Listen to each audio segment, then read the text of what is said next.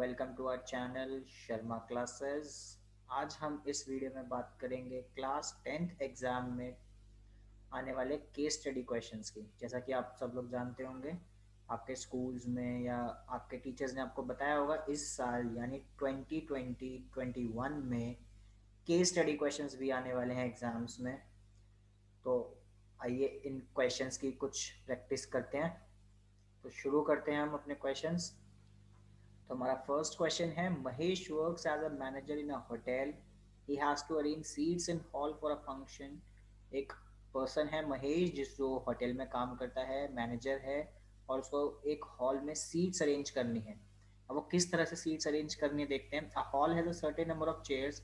Guest want to sit in different groups like in pairs, triplets, quadruplets, fives and sixes. मतलब जो guest ने बैठना है वो किस तरह बैठना है, वो ग्रुप्स में बैठना है, या तो दो दो के पेयर में बैठना है, ट्रिपलेट्स मतलब तीन तीन के पेयर में बैठना है, या चार के पेयर में बैठना है, पांच के पेयर में, छह के पेयर, मतलब उन्होंने ग्रुप्स में बैठना है। When Mahesh arranged chairs in such pattern like in twos, threes, fours, fives and sixes, यानी महेश ने जब वो चेयर्स अरेंज करी तब उसने ये देखा कि 1 2 3 4 and 5 chairs are left respectively. इसका क्या मतलब है कि अगर वो दो दो के पेयर बनाता है चेयर्स के, तो उसकी एक चेयर्स बच जाती है। अगर वो तीन तीन के पेयर्स बनाता है, यानी तीन के ग्रुप में चेयर अरेंज करता है, तो उसकी दो चेयर्स बचती हैं।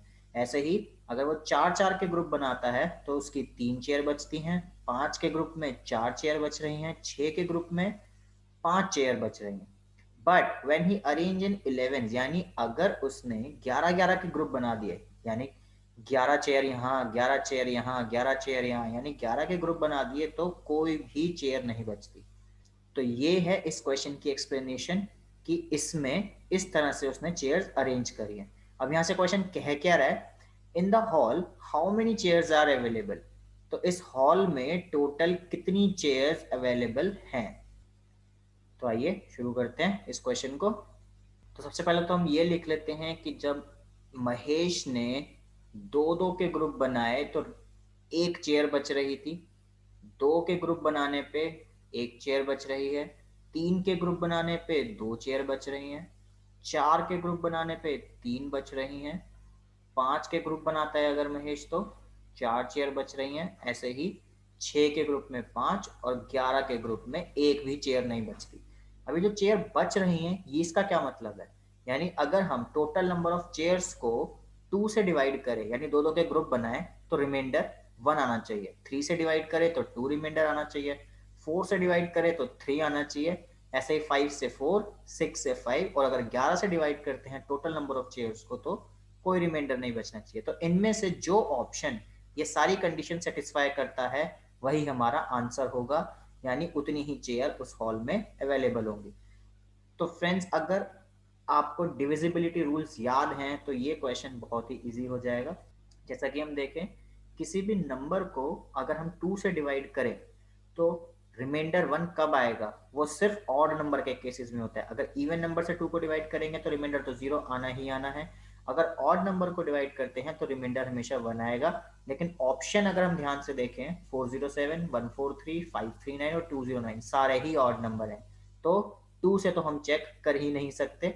अब बात करें अगर थ्री से, थ्री के डिविजिबिलिटी रूल क्या कहता है कि सम उनको जो भी नंबर है उसको ऐड करके देखिए, तो सात और चार 11, यानी 11 से छोटा नंबर है 9, तो रिमाइंडर दो आएगा। ऐसे ही आप इसमें भी देखेंगे, इसमें भी रिमाइंडर दो आ जाएगा, इसमें भी रिमाइंडर दो आएगा, इसमें भी रिमाइंडर दो आएगा, तो हम इससे भी नहीं चेक कर सकते। तो अगर हम डायरेक्ट 5 से चेक करें, ध्यान से देखिए, 5 से अगर हम करते हैं तो लास्ट में 405 होता तो ये कंप्लीटली डिवाइड होता, लेकिन यहाँ है 7, तो 405 पूरा पूरा डिवाइड हो रहा है, प्लस टू, रिमाइंडर बच रहा है टू, लेकिन हमें क्या चाहिए, रिमाइंडर फोर चाहिए। इसका मतलब 407 ऑप्शन तो नहीं है। ऐसे ही अगर 143 देखा जाए, 143 को हम लिख सकते हैं 140 प्लस थ्री, तो रिमाइंडर यहाँ पे क्या बच रहा है, थ्री, बट हमें चाहिए कितना, फोर, तो ये ऑप्शन भी नहीं है। 539 को अगर हम देखें तो 535 प्लस फोर, बिल्कुल ये 539 हो सकता है। ऐसे ही 209 को देखें तो 205 प्लस 4, तो ये ऑप्शन भी हो सकता है। तो यहाँ से हमारे दो ऑप्शंस एलिमिनेट हो गए। अब अगर इसको देखें 4 से डिवाइड करके, 4 से अगर डिवाइड करते हैं 539 को, तो 4 का डिविजिबिलिटी रूल ये कहता है कि लास्ट के दो डिजिट 4 से डिवाइड होने चाहिए। तो 539 को हम लिख सकते हैं 536 प्लस 3। तो यहां से देखा जाए तो 4 से अगर 539 को डिवाइड किया जाए तो 3 रिमाइंडर बचेगा। 209 को हम लिखें 208, क्योंकि लास्ट में 08 आ रहा है, इसका मतलब ये 4 से डिवाइड जरूर होगा।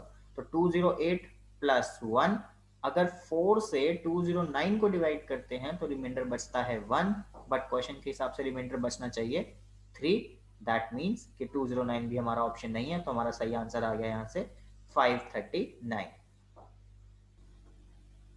नेक्स्ट पार्ट कहता है if one chair is removed which arrangements are possible now, यानी अगर एक चेयर को हटा दिया जाए टोटल नंबर ऑफ चेयर में से तो कौन सा अरेंजमेंट पॉसिबल है।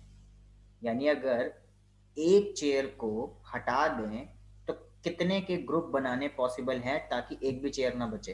तो एक चेयर किस में बच रही थी, जब उसको दो दो के पेयर में लगाया जा रहा था। तो अगर इस एक चेयर को हटा दिया जाए तो यहां से कोई भी चेयर नहीं बचेगी अगर हम दो दो के पेयर बना देंगे। इसका मतलब हमारा आंसर क्या आ गया, दो दो के पेयर बना दिए जाएं तो कोई भी चेयर नहीं बचेगी, दो के अरेंजमेंट पॉसिबल हैं। तो आंसर हो गया ए ऑप्शन 2।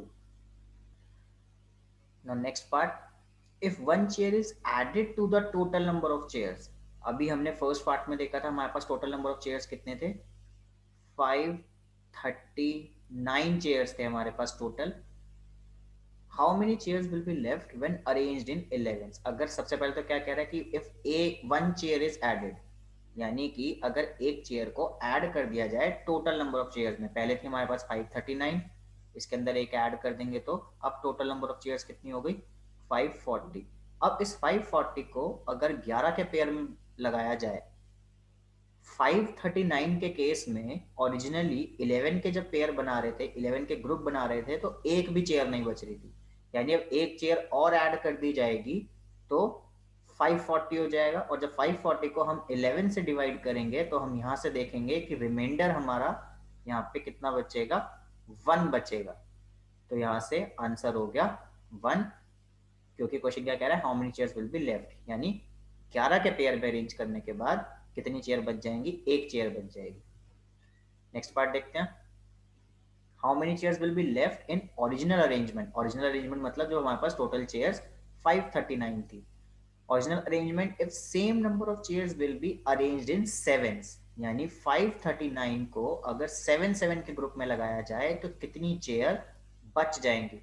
इसका क्या मतलब हुआ कि 539 को हम 7 से डिवाइड करके देखते हैं। 7 से अगर डिवाइड किया जाए इसको, 7 7 49, रिमाइंडर देखेंगे तो यहाँ से 4 और 9, 7 7 49। तो हम यहाँ पे बेसिकली अगर रिमाइंडर देखा जाए, रिमाइंडर हमारा बचेगा 0, यानी 7 के ग्रुप में अरेंज करने पे कितनी चेयर बचेंगी, 0 चेयर बचेंगी। इसका मतलब एक भी चेयर नहीं बचेगी, आंसर हो गया 0।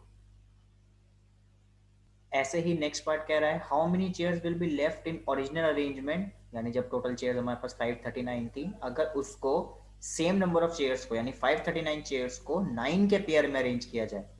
इसको हम 539 को 9 से डिवाइड करेंगे तो आप देखेंगे कि रिमाइंडर बचेगा 8। इसका मतलब 8 चेयर्स बच जाएंगी अगर इसको 9 के पेयर में, तो आंसर इज 8। इसी के साथ हमारा फर्स्ट क्वेश्चन खत्म होता है। आइए बढ़ते हैं सेकंड क्वेश्चन की तरफ। सेकंड क्वेश्चन है, सेकंड क्वेश्चन कहता है Indian army is the third biggest military contingent in the world next to USA and China. बिल्कुल सही बात है, हमारी इंडियन आर्मी थर्ड नंबर पर है यूएसए और चाइना के बाद। However, there are many firsts that make Indian Army stands out in the world, making us all Indians very proud. Knowing them will help you celebrate Republic Day with greater vigor and gratitude. ये information हमें हमारी Indian army के बारे में दी गई है। ठीक है, तो आगे बढ़ते हैं।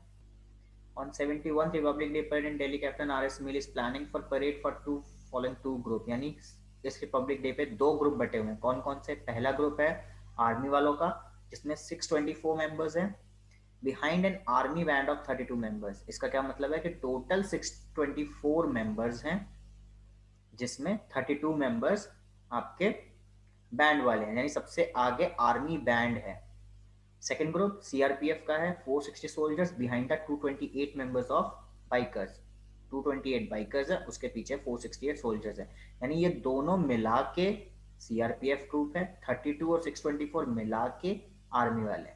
These two groups are to be marched in the same number of columns. This sequence of soldier is followed by different states of झांकी which are shown. यानी कि इस क्वेश्चन में बेसिकली क्या दिया हुआ है कि आर्मी वाले जो हैं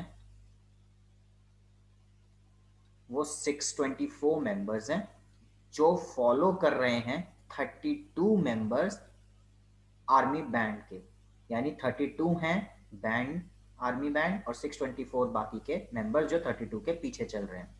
क्वेश्चन कहता है what is the maximum number of columns in which the army troop can march. Maximum number, और जहां भी मैक्सिमम नंबर की बात है वहां पे हम निकालते हैं HCF। आर्मी के केस में, आर्मी ट्रूप में हमें HCF निकालना है, दैट मीन 624 और 32 का HCF निकालेंगे तो हमारे पास आंसर आ जाएगा।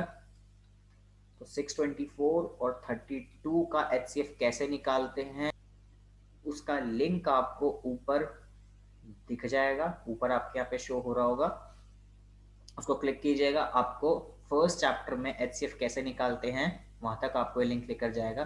तो जब हम इस क्वेश्चन को सॉल्व करेंगे, इसका HCF निकालेंगे तो देखेंगे इसका आंसर आ रहा है 16। तो हमारे फर्स्ट पार्ट का आंसर हो जाएगा 16। ऐसे ही सेकेंड पार्ट कह रहा है what is the maximum number of columns in which the CRPF troop can मार्च।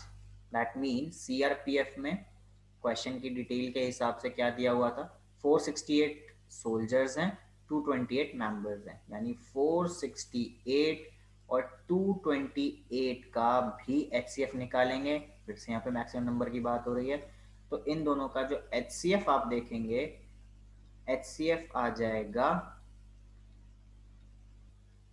12। तो हमारा आंसर हो गया 12। HCF को बड़े ध्यान से निकालिएगा। नेक्स्ट पार्ट कहता है what is the maximum number of columns in which total army troop and CRPF troop, मतलब जो दोनों ग्रुप्स हैं उन दोनों को कॉलम्स में लगाना है ताकि वो साथ में मार्च पास्ट कर सके। तो मैक्सिमम नंबर ऑफ कॉलम्स कितने बनेंगे, मैक्सिमम का नंबर जैसे भी हमने बताया क्या होता है HCF, यानी हमें HCF निकालना है आर्मी ट्रूप वालों का और सीआरपीएफ ट्रूप वालों का। तो इसको करने के दो तरीके हैं, या तो हम 624 32 जो कि आर्मी वालों का ग्रुप है और 468 228 जो कि सीआरपीएफ वालों का ग्रुप है, इन चारों का HCF निकाल लें। पहला तरीका तो ये है, इन चारों का HCF निकाल लें, या फिर इस क्वेश्चन को इतना मुश्किल ना बनाने के लिए दूसरा तरीका जो हम यूज कर सकते हैं वो क्या कर सकते हैं, इन दोनों का HCF कितना आया था, हमने देखा था 16 HCF आया था, और इन दोनों का HCF कितना आया था, वो आया था 12। तो हम इन दोनों का ही अगर HCF निकाल लें तो ये क्वेश्चन इजी हो जाएगा। तो 16 और 12 का जब आप HCF निकालेंगे तो आप देखेंगे आंसर आएगा 4, क्योंकि इन दोनों का, ये दोनों आते हैं 4 के टेबल में, तो हमारा आंसर यहाँ से हो जाएगा 4।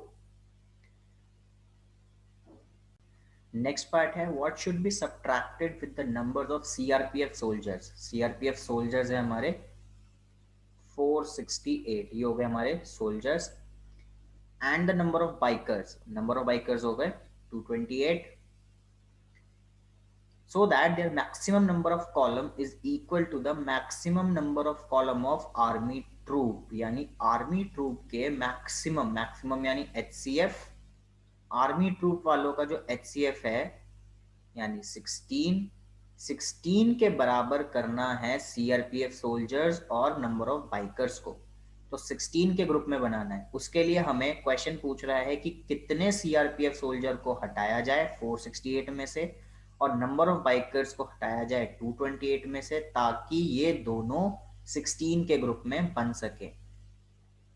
जैसा हमने अभी फर्स्ट क्वेश्चन में देखा था चेयर्स वाले में कि पेयर बना रहे थे तो कुछ रिमाइंडर बच रहा था, उतनी चेयर्स हटाई जा रही थी। इसका मतलब अगर हमें 468 को 16 के ग्रुप में बनाना हो तो हमें कितने मेंबर हटाने पड़ेंगे, वो कैसे पता चलेगा, जब हम 468 को 16 से डिवाइड करेंगे तो हम देखेंगे कि हमारे पास रिमाइंडर जो बच रहा है वो बच रहा है 4। ऐसे ही 228 को भी जब हम 16 से डिवाइड करेंगे तो हम देखेंगे कि हमारे पास रिमाइंडर फिर से 4 बच रहा है, तो यानी हमें 4 हटाने हैं सोल्जर और 4 हटाने हैं बाइकर्स। दैट मीन्स हमारा ऑप्शन हुआ यहाँ से A option, 4 soldiers and 4 bikers.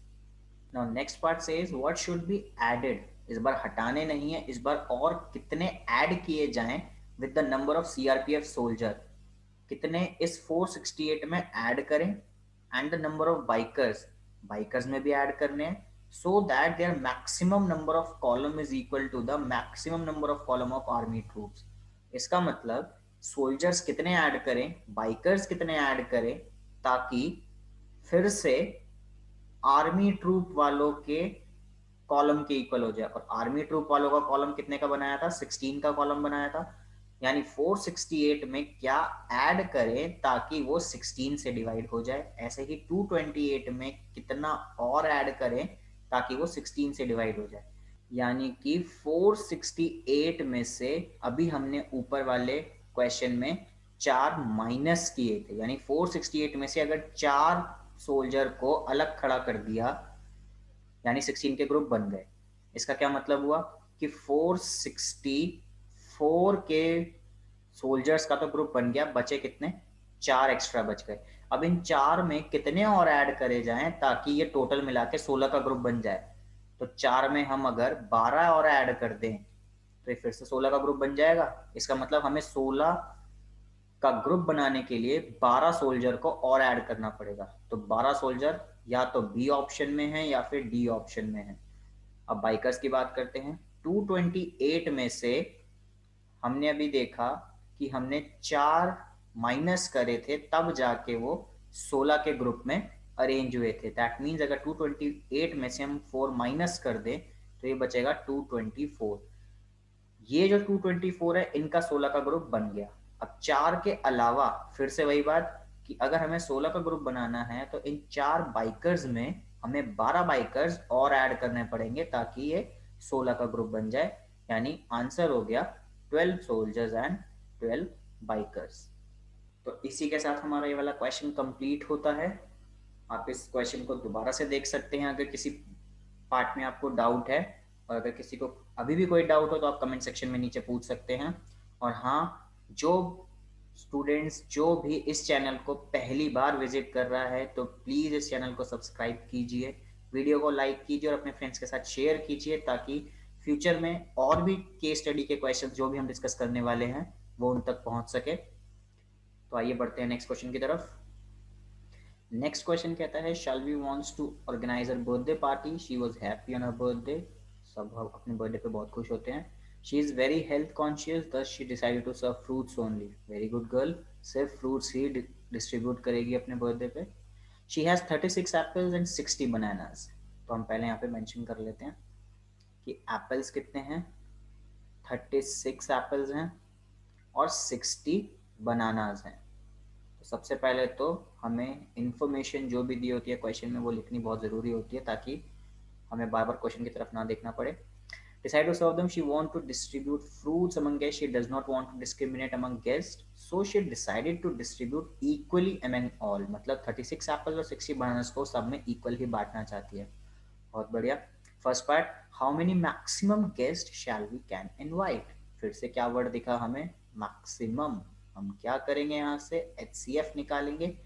HCF किस किस का निकलेगा, जितने एप्पल्स हैं जितने बनानास हैं इनका HCF जब निकाला जाएगा तो हमारे पास आंसर आएगा 12। तो वो मैक्सिमम 12 गेस्ट ही इनवाइट कर सकती है ताकि एप्पल्स और बनानास सबको इक्वल अमाउंट में मिले। HCF कैसे निकालते हैं मैं दोबारा बता रहा हूँ कि आप नीचे डिस्क्रिप्शन बॉक्स में लिंक दिया हुआ है, आप उस पर क्लिक करके विजिट कर सकते हैं और कैसे निकालते हैं HCF आप ये सीख सकते हैं। तो आइए सेकंड पार्ट पे चलें। सेकंड पार्ट कहता है how many apples and bananas will each guest get. यानी कितने एप्पल और कितने बनाना हर गेस्ट को मिलेंगे। गेस्ट कितने इनवाइट किए थे शैल्वी ने, 12 गेस्ट इनवाइट किए थे। 12 गेस्ट में 36 एप्पल्स डिस्ट्रीब्यूट करने हैं। तो बहुत इजी क्वेश्चन बन गया ये।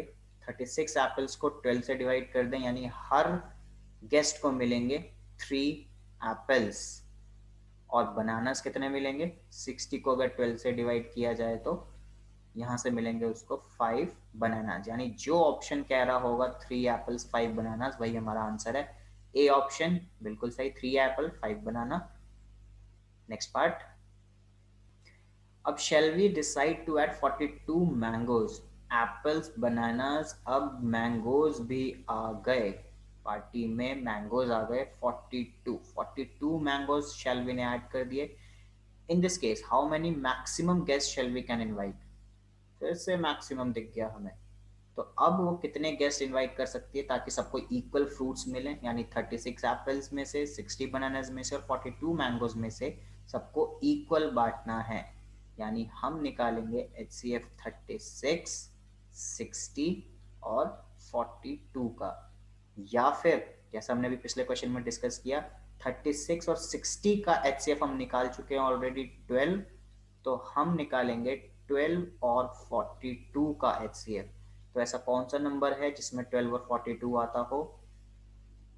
2 भी है, 3 भी है, लेकिन मैक्सिमम नंबर कौन सा है? सबसे बड़ा नंबर जिसमें दोनों नंबर आते हैं वो है 6 के टेबल में दोनों नंबर आते हैं, तो यहाँ से हमारा आंसर हो गया 6। तो वो सिर्फ 6 गेस्ट को ही इनवाइट कर सकती है। फोर्थ पार्ट कहता है how many total fruits will each guest get. अब एप्पल्स, बनानास और मैंगोज में से कितने कितने फ्रूट्स हर गेस्ट को मिलेंगे। तो जब 3 फ्रूट्स की बात हुई तो HCF है 6, यानी गेस्ट हैं 6, तो एप्पल्स कितने मिलेंगे? एप्पल्स मिलेंगे 36/6, दैट मीन्स हर एक को 6 एप्पल मिलेंगे। बनानास कितने मिले? मैं शॉर्ट में लिख देता हूँ यहाँ पे B, तो बनानास कितने मिले? 10 बनानास मिले। तो 6 एप्पल्स और 10 बनानास, कोई ऑप्शन दिख रहा है यहाँ पे?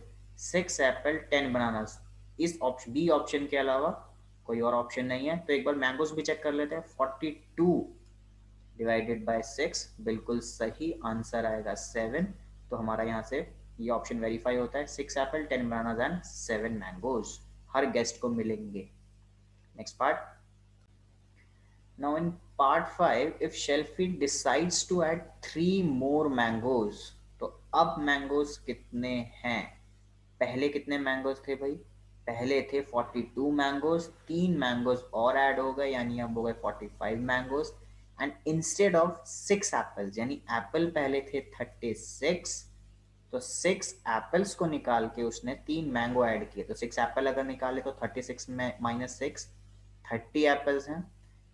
मैंगो के बारे में बात हो गई, एप्पल के बारे में बात हो गई, बनानास के बारे में बात नहीं हुई, that means bananas will remain same. तो 60 बनानास, तो 60 बनानास उसके पास है।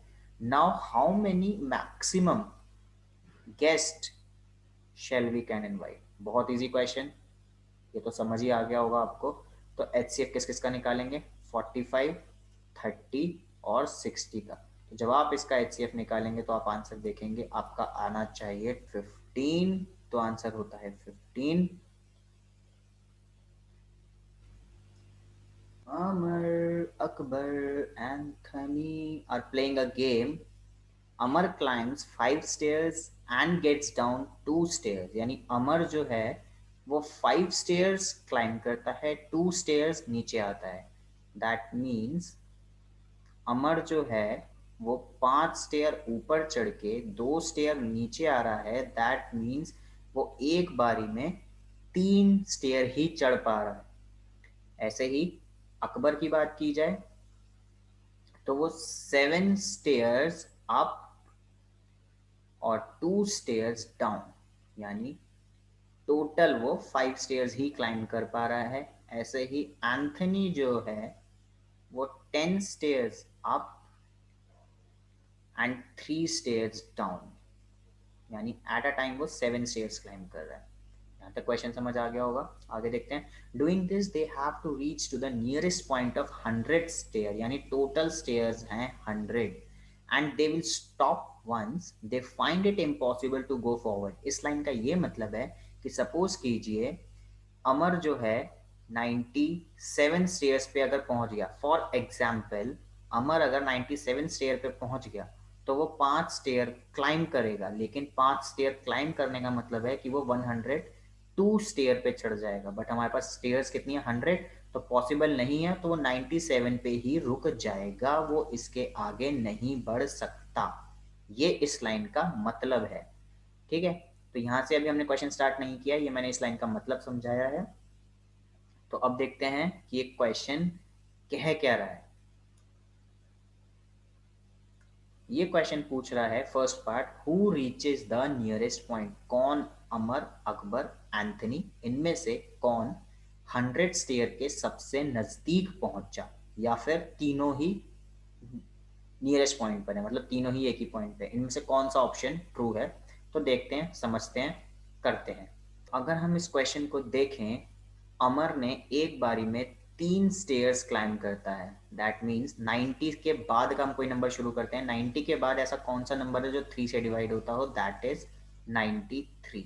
तो अगर अमर 93rd स्टेयर पर है, हमने 93 क्यों लिया है मैं दोबारा बता दूं, क्योंकि अमर जो है वो एक बारी में 3 स्टेयर ही चढ़ पा रहा है, चाहे वो 5 चढ़ के 2 उतर रहा हो, तो एक बारी में तो उसने 3 ही स्टेयर चढ़ी, इसका मतलब 93 स्टेयर। और मैंने 93 क्यों लिया, हम 90 के नेक्स्ट ऐसे नंबर से स्टार्ट कर रहे हैं इस क्वेश्चन को जो 3 से डिवाइड होता हो, तो जो कि है 93।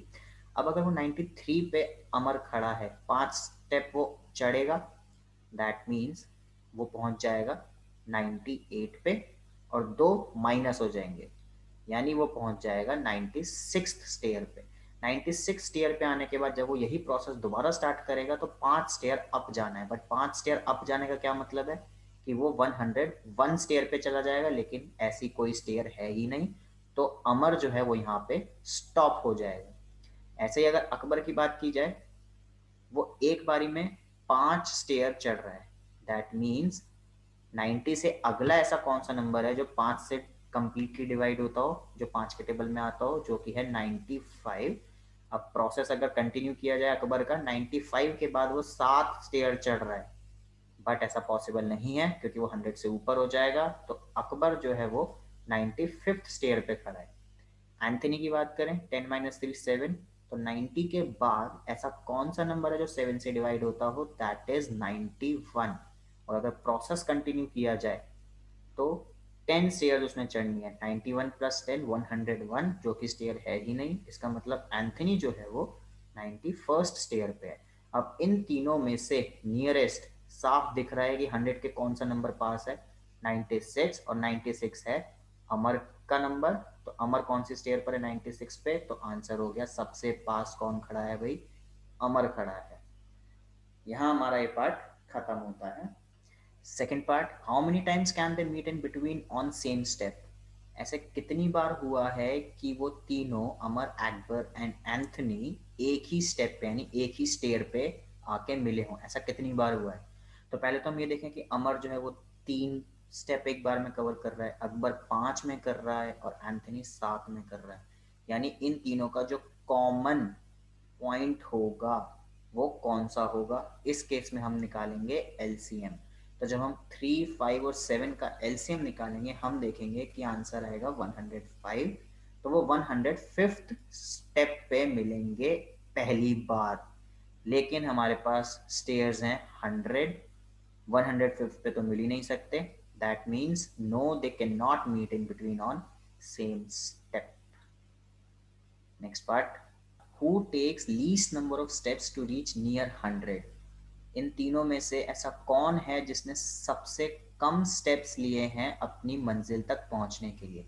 तो अमर है 96 स्टेयर पे, एक बार में वो कवर कर रहा है 3 स्टेप, यानी कितने स्टेप लिए उसने 96 तक पहुंचने में, उसने 3 स्टेप का सहारा लिया, तो उसने कितने स्टेप लिए टोटल, 32 स्टेप्स तक, 32 स्टेप्स उसने कवर किए ताकि वो 96 स्टेयर तक पहुंच सके। ऐसे ही अकबर जो है वो 95th पर है, और वो एक बारी में 5 5 करके 95th तक पहुंचा है, तो उसने कितने स्टेप लिए, 19 स्टेप्स लिए। और एंथनी जो है वो 91 स्टेप पे खड़ा है, उसने साथ साथ करके आगे अपनी मंजिल कवर करी, तो उसके कितने हो गए? 7 × 7 7, यानी 13 स्टेप्स उसने लिए। तो सबसे कम स्टेप किसने लिए? 32, 19 और 13 में से। तो सबसे कम स्टेप किसने लिए? 32, 19 और 13 में से। यहाँ से हमें साफ दिख रहा है कि एंथनी ने सबसे कम स्टेप लिए हैं, तो हमारा आंसर हो गया एंथनी।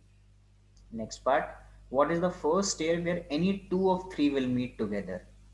कौन सी पहली स्टेयर थी जब तीनों में से कोई भी दो जने आपस में मिले हो? तो जब तीनों का हमने निकाला था, हमने ये देखा था कि वो 105th स्टेप पे मिल रहे थे। तो ऐसे ही हम जब दो दो करके निकालेंगे, यानी हम पहले निकालते हैं अमर और अकबर का, दैट मीन्स 3 और 5 का एलसीएम आएगा 15, 5 और 7 का एलसीएम आएगा 35, और 3 और 7 का एलसीएम आएगा 21। तो इन तीनों में से, यानी अमर और अकबर मिले 15 स्टेप पे, अकबर और एंथनी मिले 35 स्टेप पे, एंथनी और अमर मिले 21 स्टेप पे। तो सबसे पहले कौन मिले? 15 स्टेप पे अमर और Akbar. So Amar and Akbar will meet for the first time after 15 steps. Next part, on the last part, what is the second stair where any two out of three will meet together? तो as calculated already, first time मिल रहे थे 15 पे, second time मिलेंगे वो 21 पे। That means Amar and Akbar will meet after 21 steps, या फिर Amar and Anthony will after 21 step. तो हमने किस किस का निकाला था? 3 और 7 का। तो 3 था हमारा अमर और 7 था हमारा एंथनी, यानी अमर और एंथनी मिल रहे हैं 21 पे। तो अमर एंड अकबर, नो, अमर और अकबर नहीं मिल रहे 21 में। तो ये clear option Amar and Anthony, yes. तो answer is C option, answer is C option. तो यहां से हमारा ये क्वेश्चन भी होता है खत्म। पढ़ते हैं हमारे इस वीडियो के आखिरी क्वेश्चन की तरफ। Okay, next question, Ashish supplies bread and jams to a hospital and a school. Ashish जो है वो ब्रेड और जैम हॉस्पिटल में भी और स्कूल में भी डिस्ट्रीब्यूट करता है। Bread and jam are supplied in equal number of pieces, ठीक है। Bread comes in a bunch of 8 pieces, यानी जो ब्रेड है वो 8 पीसेस के पैकेट में बन रही है, यानी एक पैकेट में 8 पीसेस हैं। ठीक भाई, आगे बढ़ते हैं। Jam comes in a pack of 6 pieces, यानी जो जैम है वो एक पैकेट में 6 पीसेस हैं।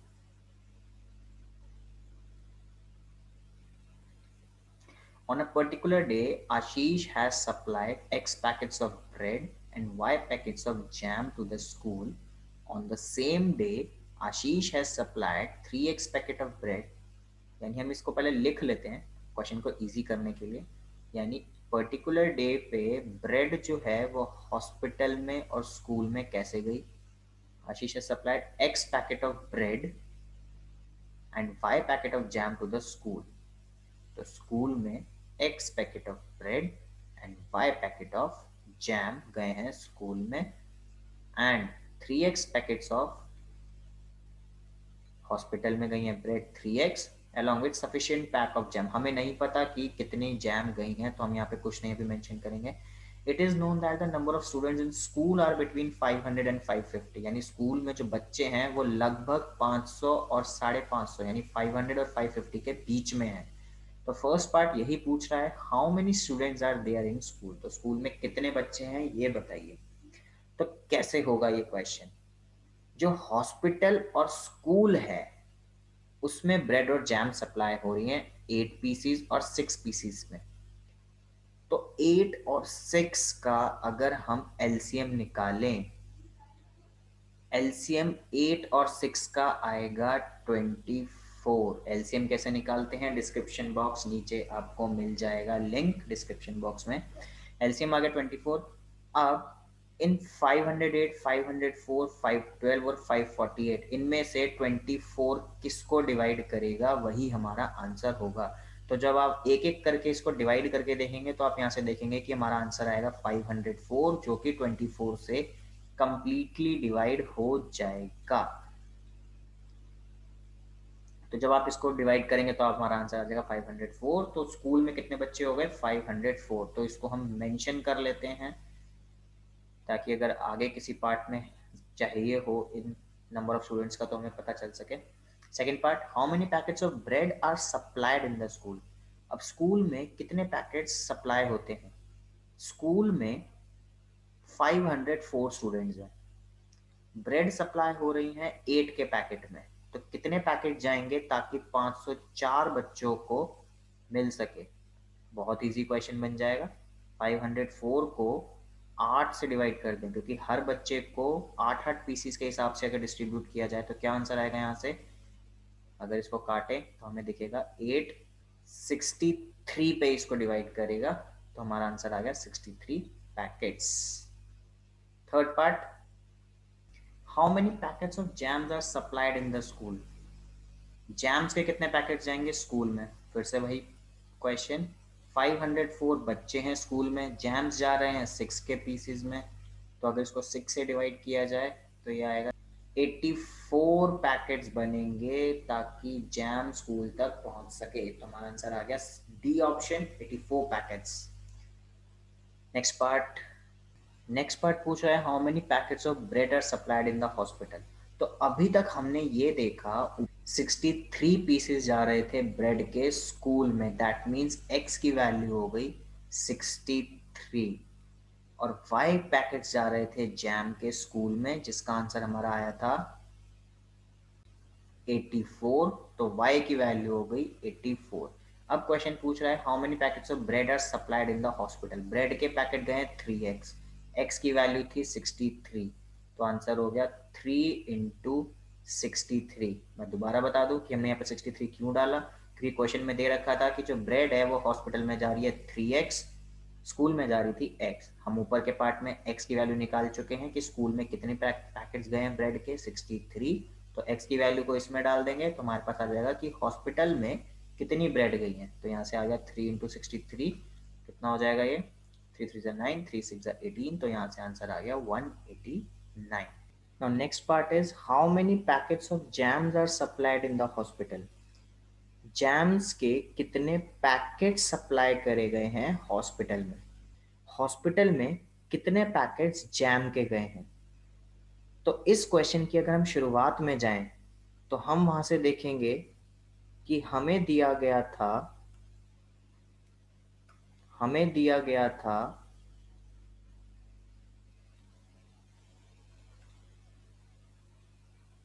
कि bread and jam are supplied in equal number of pieces, यानी पीसेस जो हैं वो ब्रेड और जैम के इक्वल हैं, भले ही पैकेट्स अलग अलग हों। एक पैकेट में ब्रेड के 8 पीस हैं, एक पैकेट में जैम के 6 पीसेस हैं, तो पीसेस इक्वल जाने चाहिए। क्वेश्चन में मेंशन है, यहाँ पे ध्यान से देखिएगा, bread and jam are supplied in equal number of pieces. Hospital में ब्रेड कितने पैकेट्स गए हैं? 3x पैकेट्स गए हैं। 3x का मतलब हमने अभी ऊपर वाले फोर्थ पार्ट में सॉल्व किया है, 189 पैकेट्स गए हैं ब्रेड के। 189 पैकेट्स अगर ब्रेड के गए हैं तो पीसेस कितने हो गए ब्रेड के? 189 इंटू 8। हम 8 से क्यों मल्टीप्लाई कर रहे हैं, बहुत ध्यान से समझिएगा, ताकि हमारे पास टोटल पीसेस आ सके ब्रेड के, जो कि आ जाएगा 1512। अब इतने पीसेस गए हैं ब्रेड के। अब क्वेश्चन के हिसाब से जितने पीस ब्रेड के गए हैं उतने ही पीस जैम के भी जाएंगे, तो 1512 पीसेस जैम के भी गए हैं, और जैम के एक पैकेट में 6 पीस हैं, यानी अगर 1512 पीसेस हैं उसको 6 के पैकेट बना दिए जाएं, 6 पीसेस पर पैकेट बना दिए जाएं, तो कितने पैकेट बनेंगे? जब आप इसको सॉल्व करेंगे तो आप देखेंगे कि आपका आंसर आएगा 252। चाहे तो आप इसको काट के भी देख सकते हैं, 6 2 12, 3 कैरी 31, 6 5 30, 1 कैरी 6 2 12, तो आंसर आ गया 252 पैकेट्स। तो यहाँ से हमारा ये क्वेश्चन भी होता है खत्म, और हमारे 5 केस स्टडी क्वेश्चंस होते हैं खत्म इस पहली वीडियो के। इस वीडियो के बाद और भी वीडियोस आपको मिलेंगी, और भी केस स्टडी क्वेश्चंस आपको मिलेंगे। तब तक के लिए आप इन 5 क्वेश्चंस की प्रैक्टिस कीजिए। बहुत ही जल्द आपको अगली वीडियो मिल जाएगी। तब तक के लिए tata bye bye, take care, और इस चैनल को कीजिए सब्सक्राइब। वीडियो को कीजिए like, share. Thank you, bye bye.